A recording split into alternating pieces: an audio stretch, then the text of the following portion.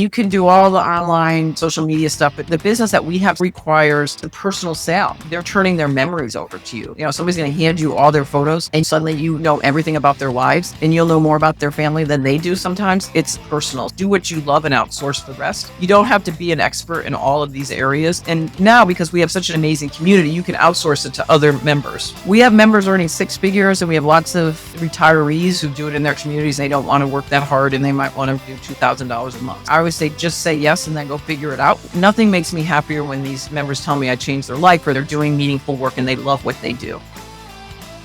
There's a lot that I'm curious to talk to you about with this business because from what I understand, you guys do incredible work in helping people actually utilize what is really memories, right? Through photos, videos, keepsake items, it's memories. And a lot of them get stored in boxes, or especially nowadays in the digital realm, my iCloud is just littered with a bajillion photos. And they are very haphazardly organized. So I'm really excited to have you on and chat about this and talk about your business and what you guys have done in this space. It almost sounds like you guys have created an industry, in my opinion. So before we jump into the weeds here, can you share your origin story with us? What was the beginnings of this business? How did you get into this industry? And then tell us where you are today. Yeah, great. I'm thrilled. You're exactly right, though. We did start an industry that didn't exist. Just like there was no such thing as professional coaches or trainers at one time, there was no such thing as a professional photo. We call ourselves photo managers now. We were photo organizers, but it's become so much. And actually, we could take the word photo out at some point because it's really all the digital asset videos and home movies and all the different things. But my origin story would be 16 years ago, I was always the family photo taker, made lots of photo albums. And so I adapted early to digital photography. I got my digital camera and I understood how to take my photos from my memory card to my computer and email them. In those days that you had to compress your photos because you couldn't email a photo. They were full size and all those things we don't remember. And so friends of mine would say, oh, can you help me do this? I don't know how to get my photos from my memory card to my computer, or what do I do with all these printed photos? So I said, sure. And I was helping go in people's homes, and a friend said, well, what do you charge per hour? And I was stunned that she wanted to pay. No, you're my friend. I can't charge you. And she's like, no, Kathy, I paid a professional organizer once to help me. And I thought, all right. So I got to her house and she was actually the ideal client that we still see today. Her husband was on a Mac. She was a PC. He had captured all the photos. She didn't know how to get them off her memory card, but her parents had just passed away and she had inherited those bins and boxes of photos, like you're mentioning, that are getting passed on to you from her parents. She was one of four kids and she had volunteered to, get all those photos scanned and do something with them, which she hadn't done it yet. And she wanted an album for me to make a legacy album of her dad, who was a wonderful gardener, and she missed him terribly. And she wanted something about her dad. And so she said, can you do all that? And I said, yeah, but it's going to take a while, Maria. And she said, I don't care how long it takes. I guarantee hundreds of other Marias just like me would pay somebody for that. So I said, okay, I'm going to call myself a photo organizer because I got to organize this mess before I can actually do anything with it. And my motto has always been, I tell all new entrepreneurs the same thing. I always say, just say yes and then go figure it out, which is pretty much what I did.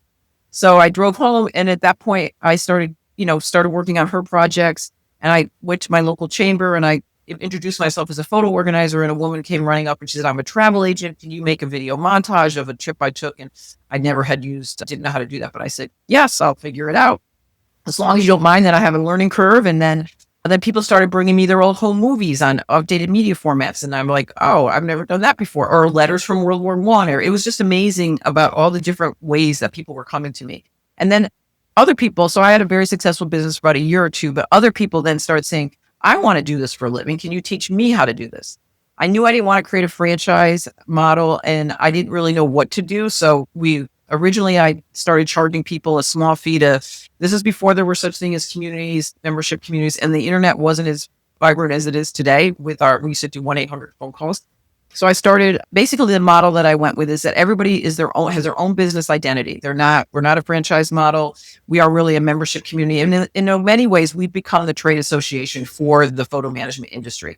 I started creating certification because we had a directory on our website where people could find photo organizers. And I thought, well, geez, what if they're not they have to agree to our code of ethics?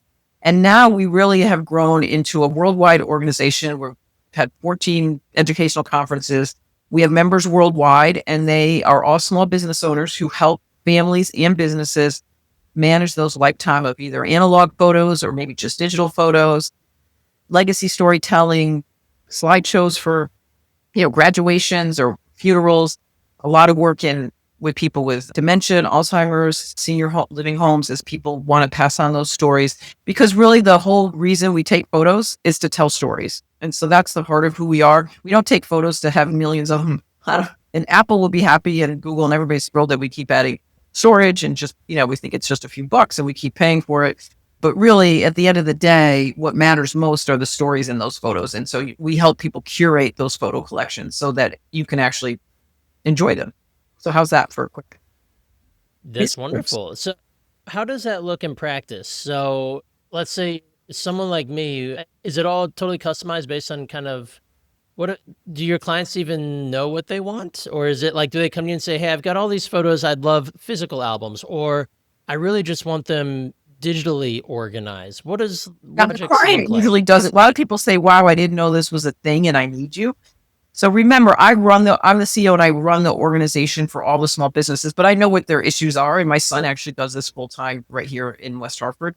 So I just picked up a job. I actually did a presentation, for some friends, and a woman was all excited. She was having a party on a week later and she had all these little old home movies. And so I went to her house to pick up the project. And sure enough, not only did she have a box full of old camp, little movie tapes and things like that, but she also had lots of photo albums and things. And she said, what do we do with these? I don't want all these albums. My daughter doesn't want them. I'm like, well, we need to curate, go through and pick out the best photos. We don't want to scan all of them, but we'll digitize them. And then we work with a lot of companies. We can keep you in Apple, we can keep people on Google or Amazon, but there's a lot of really good companies that we partner with that are more privacy based and that we know about that the average consumer doesn't know about. So we're going to make a plan with you as a client. Like if I could make a magic wand over this collection, what is it that you want? And usually you want to be able to have access to them. For her, she wanted those videos converted so she could show them to her family on Sunday at this party. So that's the first layer of what we did. We had those movies converted to a movie file format. And then we were able to give them back to her in a way that she could view them and show everybody. So we always say every photo organizing project is a different photo organizing project because there's all sorts of different things that people want. And we can kind of guide you through that process. Wow. Okay. So back to more of the business, and especially when you were starting out, when you discovered you were onto something here that people would pay you to solve this problem, what were the early days like? Was it just you running back and forth between, homes in West Hartford, picking up movie boxes and figuring out how to convert? Or, Yeah. Well, did you hire out? What did it look like? I outsourced that. That's still a motto that we have for our members. Do what you love and outsource the rest. You don't have to be an expert in all of these areas. And now, because we have such an amazing community, you can outsource it to other members, which is normally the way that they do it. But at the beginning, no, I had no idea. It was like my brain hurt every day. I did go through SCORE. I joined WBDC, Women's Business Entrepreneur Network. I got a coach, because there was nobody had done this before. And so I didn't really know who am I for and, why do I exist, right? Those questions it took me a long time to really narrow my focus down and figure that answer out. And once I did, then we started to scale. But in the beginning, I was trying to be all things to all people and really just a lot of stumbling around figuring it out. But I had proof. I remember my SCORE advisor said to me, Kathy, it's one thing for you to have proof of concept because as you can tell, probably when I'm talking, and I'm enthusiastic and I'm passionate and I'm pretty good at sales. And so I can get clients probably pretty easily. And I'm also a risk taker and I can say, yes, just go figure it out. But I know many entrepreneurs, I'm held enough people's hands. No, that's not how most people think.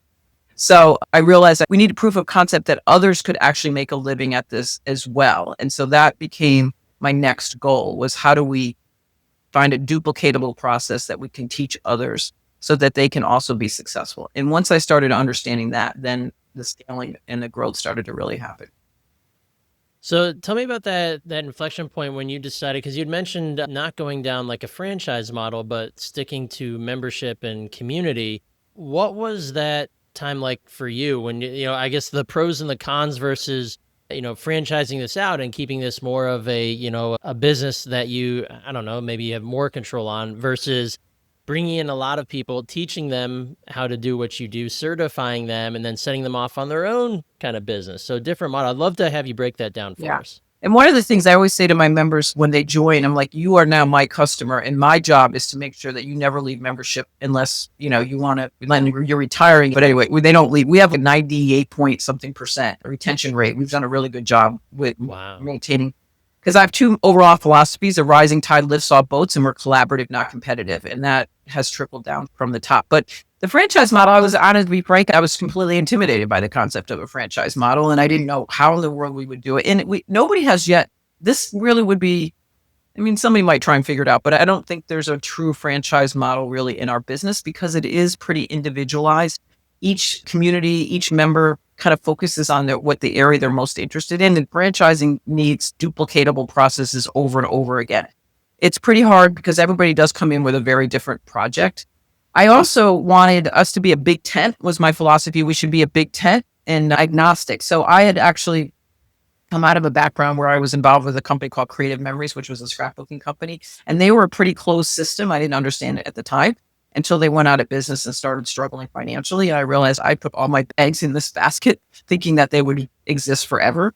And so I started to recognize, that wasn't a good model either. So I have always gone with this philosophy that each person is their own small business owner with their own business identity. And we're just really there like the wind underneath their wings to keep them successful. And then also it's lonely. Being an entrepreneur is very lonely. And so we've created this really warm and welcoming community where people share knowledge and information freely with one another. And so that we all grow together and it's a worldwide phenomenon. We have members all over the world and who have become very, very good friends over time. So that's kind of was the philosophy around that. I had to wrestle with that more than once, but I've stayed with philosophy.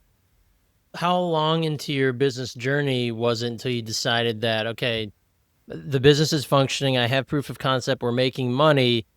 Now the next step is starting a membership? Yeah. I think I probably, let's see, I started my LLC in 2009 and probably by 2010, 12, 13. I actually was really, there was two, I fell down the rabbit hole as a joke, but I had two really interesting experiences. I spoke at a local public library in Connecticut, Darien Public Library on Got Photos, Need Help. A woman came up to me afterwards. She said, "Oh my God, you're spot on. This is brilliant. I really want to introduce you to my executive team. I'm Joellen Gray. I'm the chief marketing officer of Fuji Film. And their headquarters are right here in Valhalla in Westchester County. Could you come down and meet the executive team, like the CEO and stuff?" I drove home. I thought, what in the world did I say? Well, that's when now in retrospect, I see it. It was that inflection point where people were no longer printing their photos. And Fuji, a big part of their business was they sell printers, massive printers to, your 1 hour photo labs, but also they sell a lot of products and things. And they were wrestling with the changing business model. I mean, the photo industry has been completely turned upside down by technology and what's happened. So because I was talking about the value of printing photos and making photo books, I went down there and they sponsored me to go to speak at a number of conferences. So that kind of started giving us more credibility. And at the same time, the iPad had just come out. There was somebody who was creating a software program to share photos privately on the iPad. He found us and he was really interested he understood that it needed to be an assisted sale, that people to understand how to use this technology would need assistance. And he had a vision that we could be kind of the feet on the ground in the client's home. But he knew that we weren't going to become like a franchise model for him as well. So those were two really interesting experiences that I said yes to as well. I could have said no to both of them, but I didn't. I said yes. And from those ideas, we realized we needed more members and we needed a directory model. And I looked at the National Association of Professional Organizers and the National Association of Senior Move Managers. I started looking at association models and I started thinking, well, they're kind of old fashioned. They're kind of locked in their way that they do business. I thought, what if I could be a more open model and do business a little differently? Yeah. Okay. So, and this is well before memberships were a known quantity on the internet. So you're one of the OGs when it comes to memberships. And we've interviewed lots of people who have lots of memberships, and it's a very business savvy thing to have in an online business or in many types of businesses. So what were the early days like in starting and running your membership? I imagine you hadn't done that before. So how did you start getting people in? Yeah. What was the curriculum like? Yeah, we trained up. Well, we knew the certification and then we knew education was key, right? And I think just intuitively knew that putting people together in small mentoring groups was really important. So we created and we still do it to this day. So you join and you get, you kind of get in a small mentoring group. And so the relationships people starting to help each other. The other thing I knew is we needed a conference. I knew that we needed to get people in person. So I'd never done a conference and I just said yes. I, picked a place in Chicago and all the speakers were people outside of the organization because I had met people through Fuji and through I'd been at CES, the Consumer Electronics Show, and was showing up at a lot of places. I knew that this was an issue and that there was a future. So they were our first speakers. Today, most of our speakers are our members. We're having our 14th conference in Boston in April. But having a conference was a game changer as well. So suddenly we had 50 people in the room. I sold exhibitor booths. I had Epson scanners come and different companies come. And that really started to make a difference because people started to get to know each other. We started understanding what their business challenges were. And I was introducing them to business solutions outside of, so I knew that if I could get a discount for them on products and services, that would be more value. Like, what's value? Why would you pay me a monthly fee? My question, I said, keeps me up at night. Like, why would you pay me an annual fee year after year without a good ROI? I mean, I would quit. Why would I would be the same thing. So I say that what keeps me up at night. And that's so my question has always been, how do I deliver the most value so that our member community, they're successful? And also I bring business to them. I also knew that they would love me if I could find a way to drive business their way. So those are all the things that I continue to do. And now I have a staff of 3 people that do it, but I did it all by myself originally. So what does it look like in practice inside the membership? Let's say I'm somebody who's interested in becoming a photo manager. I found your membership. I found your group. It's extremely appealing to me. I hop in there. Is it a course? So we have 5 entry-level courses, like best practices in scanning, best practices in digital photo organizing, how to start a business, because most people that join have never had a business. And a lot of people get confused. They have the passion for the work, but boy, I tell you, running a business is not easy. And so how do you do I set up an LLC? Do I need contracts? Do I need, how do I set up workflows? How do I find clients? How do I know how much to charge? So we have a self-paced course that people go through doing that. Then we have all the business basics. And then we have a mentoring. Then they can sign up for a mentoring program. We try to put 4 members together with 1 experienced members over 5 or 6 weeks. They're not teaching them how to be photo organizers. They talk more about the business. The goal is for those little subgroups to go on and have great relationships, which works. So yeah, when you join, it's all set up that way. We're moving to Circle right now. We've had a Facebook page that's it's like a 24/7 tech support group, because people find all sorts of you'd be amazed at the different kind of negatives that can show up. And we have amazing members who will answer people's questions in real time, but we're moving by the end of the month to Circle. So you're going to be put in a community. We started regional groups also that meet monthly through volunteers. So you'll be able to put in a region and you'll be able to, so we're not big enough. We don't have enough photo managers in every state. So there's the Northeast region. All of Europe is its own region. All of Australia is its own region, but they meet regularly. And then we do lots of additional webinar training. Like I think Wednesday today we have Ask Me Anything, like what is the best CRM system? So we have 5 experienced members doing a talking webinar. And we have a bank of training that's there and available on demand at any time. So that's probably some of the key components. But it's connecting people with other people right away. Otherwise, probably drop off. But if you make a connection, and you start to feel some success, and we tell you to get your first client. I mean, we tell people analysis by paralysis is a pretty big problem. And we tell members you can watch all our training, but you're better off saying yes to a client and use the training as you start working with a client than waiting until you think you're the expert, because you'll never get off the ground if you're waiting for that moment. The deeper into entrepreneurship I get, the more I realize that some people are just hardwired to be entrepreneurs. Some people can wire themselves into entrepreneurship. That's not a ton. And then there's the majority of people who it's just not wired that way. And that's fine, right? We need all types of people in the world. But for a program like yours, do people come to you with the knowledge that, hey, I'm not an entrepreneur. I'm not going to get into client acquisition, but I do love photo management.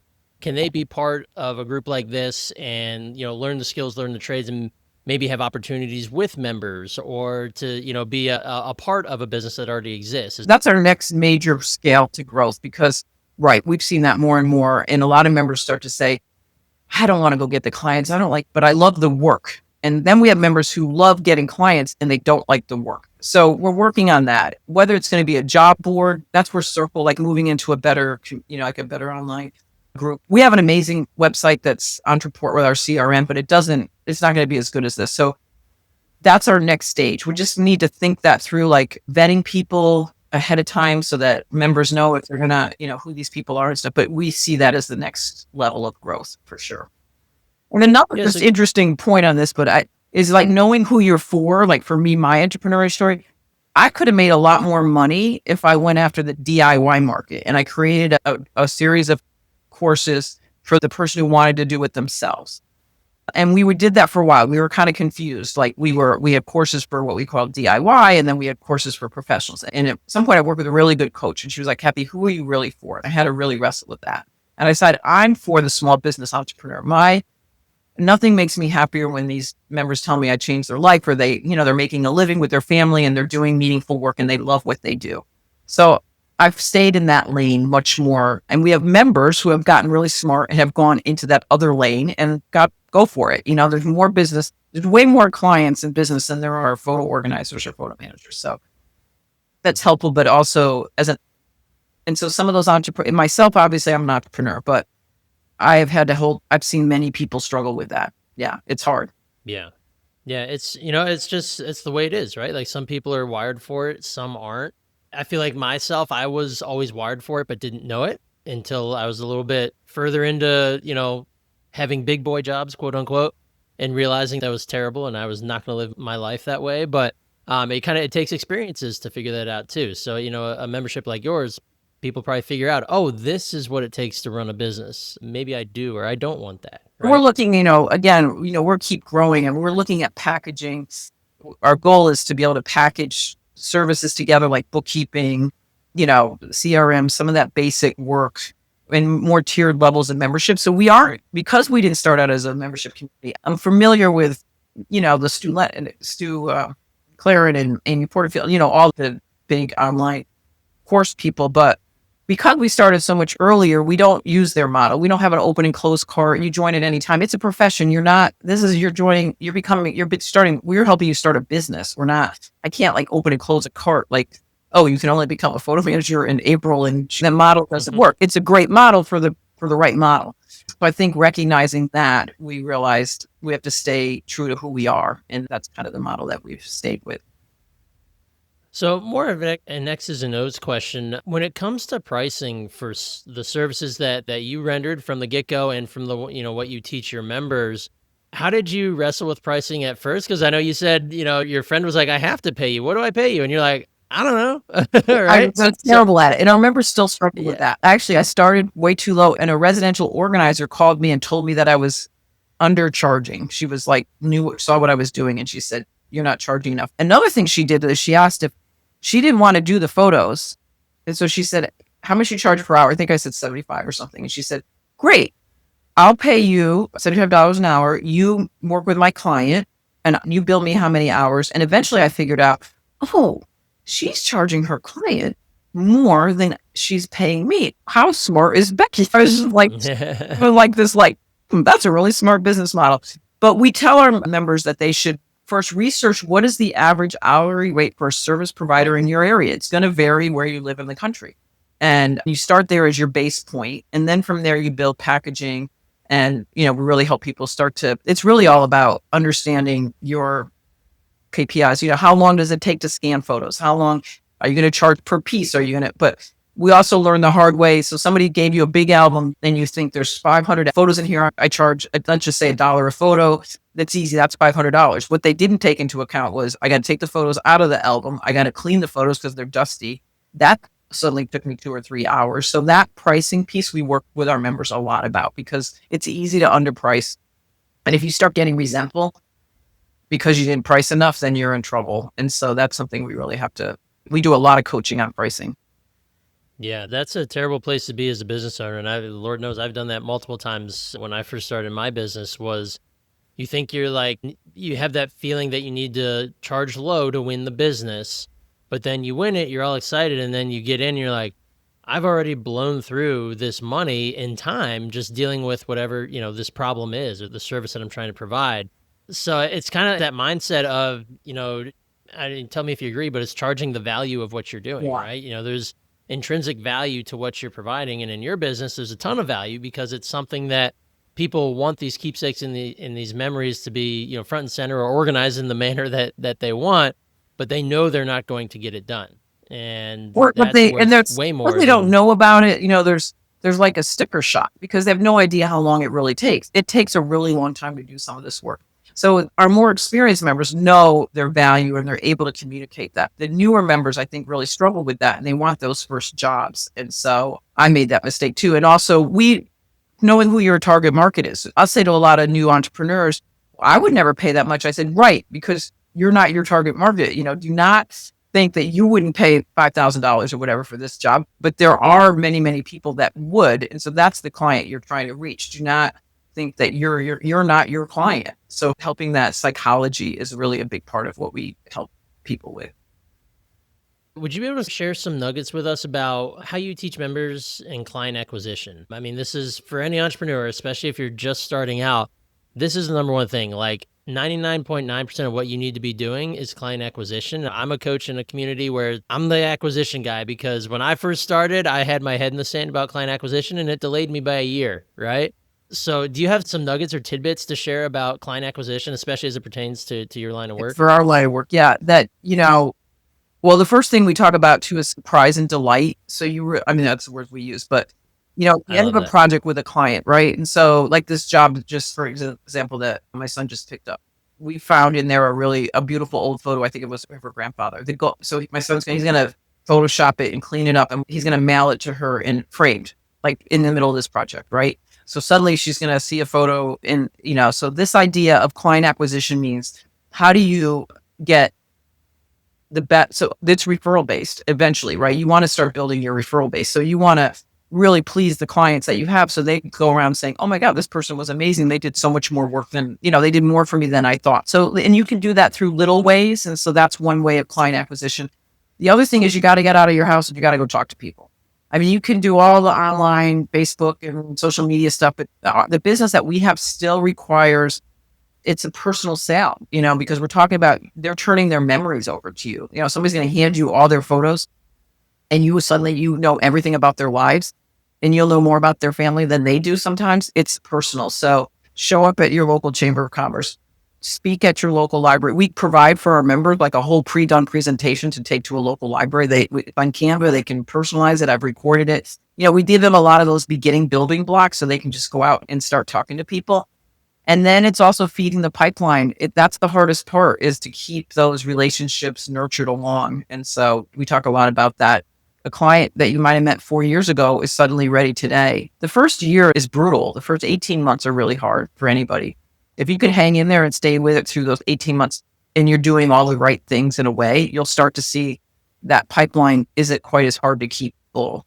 That's been our experience. So What's the earning potential for a business like this? we have members earning six figures and we have lots of, second act career retirees who do it in their communities and they don't want to work that hard and they might want to do $2,000 a month. So to scale to a six-figure income, you have to have employees. You're not going to do it by yourself. So because you just can't replicate yourself. And so those members that have that model, and a lot of them have outside studios at this point, they grow to that level. But probably to be in the $60,000 to $70,000, you're going to need one assistant, one like 1099. It could be anything from some of our members use college students or they use, different people and they pay $20 an hour to do the scanning, right? You're scanning photos is not a great use of your time. It's repetitive.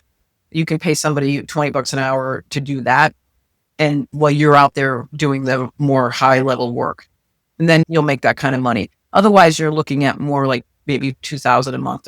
And part of the business, you mentioned scanning, like there's no way around it. If you're getting old photo albums and you're trying to digitize them, it's just a matter of sticking them on the scanner and hit and go, right? Yeah. And we use much more, we use camera scanning. It's a more advanced, there's a whole another layer of how you can scan photos efficiently and quickly. It's all about efficiencies. The scanners aren't being made anymore. Epson, they have the fast photo. We have a good relationship with them. It's not meant for, it's just a feeder scanner for 4x6 photos. But today, they've discontinued a lot of their scanners. New members, they go on to price, they have to go look for them used in different places. It's really interesting. And then a lot of people think, well, what about, iMemories or the client that we serve doesn't want to box their photos off and ship it off to a 1 hour photo, to a mass mill place. And same thing with home movies. It's been I never thought our members would take on that responsibility, but it's not that hard to convert them. And many, many people have those old outdated media formats. And so that's another really big opportunity. and it's 20, $25. It's just done in real time. You just have to put the tape in, you got to hit play, and it has to be converted. And then you can go off and do something else while you're getting those done. So people can make good money doing this. Does it take a lot of tech know-how to run a business like this? It's increasingly, yes. I wouldn't say some members that don't like tech stay strictly in the scanning. They stay in their lane. They only want to do maybe scanning, and maybe they'll learn the home movie conversion and outsource maybe the more tech piece. But it is becoming, I always say everything is figure outable. That's Marie Forleo. It's not my line. I have it behind me, but Yeah, I love that. you're one step ahead of the client who doesn't understand technology. We do a lot of training on technology. It is changing really quickly. And no, AI is not going to take over our job. So AI does, facial recognition. It gives us a lot of speed tools. AI can't replace the storytelling piece, which is really what it's all about. That AI is never going to know that this photo of my son, standing next to my son has to be adopted. He's standing next. They're going to know like this. I have a photo where he met his first cousin for the first time who looked just like him. AI is going to tell us who she is, where the photos were taken, what flowers they were carrying. They're going to know everything. They're not going to know what it felt like for Joshua to look into the face of somebody who looked like him for the first time in his life. That's what humans do. And that's what we do with photos, right? So that's the story of a photo, not the boxes and boxes of photos. It's those handfuls of stories, that you really care about. That's what people want access to. Is there a lot of competition? I mean, I know now it depends on kind of the lane you talk about, but there's you hear commercials for the legacy box, and it sounds like their thing is, converting old videos into new digital formats. Since you kind of created this industry, are they a competitor? Are there a bunch of other competitors out there? Are they direct competitors, or is it indirect? What does that look like? I think they're more of an indirect. The client that's going to send their material to them is a different client. We call it white glove service, where we do free pickup and delivery. Like this woman that I mentioned, she didn't want to, she could have sent her stuff up, but she was terrified. She wanted me to come to her house and pick everything up. And I picked it up and brought it back because she's like, what if they lose them? And that's a serious concern. So those are also, it's a warehouse approach. So you get what you pay for. And that's the message. It's kind of like we joke, it's like Spirit Airlines or whatever. When you look at their pricing, they lead with that really low pricing. But, if you want it scanned at 300 DPI, which is actually still below standard, it's this much money. You want it at 600, which would be best practices, then suddenly you're in the same price range as we are. And so do you want them actually named and come back to you in a file folder structure? Oh, well, that's going to cost a lot more. We'd be happy to scan all these photos and send you back 5,000 images. Name 0001230. We won't do that. We're going to name folders for you. We're going to, so that you can find them, because otherwise you're just recreating the same mess you had analog into a digital mess. So that's an educational piece. So we don't really see them as our competitor. When there's nothing else in the market, we're so far ahead. We're fortunate. Of course there's competition coming, but in some ways we are far enough out in front that we're in good shape around that. Is there anyone that adopted your model of a membership and having a bunch of photo managers that learn from you and pay you for this access and education, or are they kind of all the traditional model? Switched over? Not yet. One of our biggest struggles right now, too, as an entrepreneur, we have to answer the question is what's happening, and I don't blame them, is many of our more experienced members are becoming coaches and charging a really good amount of money, as they should. That's eating into our profits around our conference and things like that, and around some of our education as they create their own education. So we're working on a model where how do we partner with them as opposed to compete with them? It's much better to be, like I always say, a rising tide lifts all boats. So I've done a lot of research on some best practices, and I've learned some things about how do we make that change. So that's a growth pain that we're in. We see it, and we know we have to address it. And in my opinion, is we address it as a win-win as opposed to us against them. So that's, but we are, the problems still keep coming up, and you have to be smart enough to be ahead of them. And I also, again, a lot of times if I take off my competitive hat, because I can get really frustrated, and I put on my entrepreneur hat, I think, well, yeah, I don't blame them. I probably would do the same thing. So, okay, how do I come alongside them as opposed to against them and feel like you're stealing my customers? So that's where we are in that right now. Okay. So as we round it out here, what does the future hold for photo managers? I know you said you're working on solving a current struggle of, working with those who have learned from you and who are benefiting from it. But kind of what's next on the docket? I think we're ready to scale to a whole nother level. Right now there's a vision that we should have 10,000 members in the next 5 to 7 years. And I think we will. And the way that's going to happen, though, is we're probably going to move to a model of maybe some maybe training centers, as we really identify what are the pain points for members, like when we lose them, if they love the work but they can't make a living at it, what's the roadblock? And then how do we manage that roadblock? So, and then also better marketing and letting people know who we are and what we do. I think we haven't really, again, it's like you can only do so many things. And so I think we're well poised. The fact that we're international, our international group doesn't want to really split off from us. They really prefer to stay connected with us. So we're actually going to be looking for a new CEO who's going to help take us to that next level of growth in the next few months. So somebody who can really I feel like I have taken it for 16 years with my business acumen and my drive. I've taken us to where we are, but there is a need for another level. And so now we know enough to bring in somebody who can take us to that next level. Awesome. Well, Kathy, this has been fantastic. Thank you for stopping by and sharing your time and knowledge with us. I want to make sure that anybody out there listening today, if they want to learn more from you, if they want to learn about photo managers, or if they're even interested in possibly hopping in the membership and becoming a photo manager, what's the best way to do all those things? Yeah, go check us out at thephotomanagers.com. And then there's a become a member or become a pro, or find somebody to help you with your photos. Follow us on YouTube. We have a great YouTube channel, a lot of free content that we talk about. It's also the photo managers.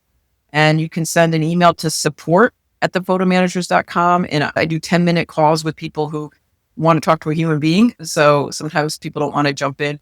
Again, because we're not a typical membership in that you're saying yes to starting a business. So people, like, we know when they come into our funnel, sometimes we have immediate conversion, but usually there's a time process. People really have to think about it. And we respect that because we want you to be, when you're in, we want you in and we want you successful.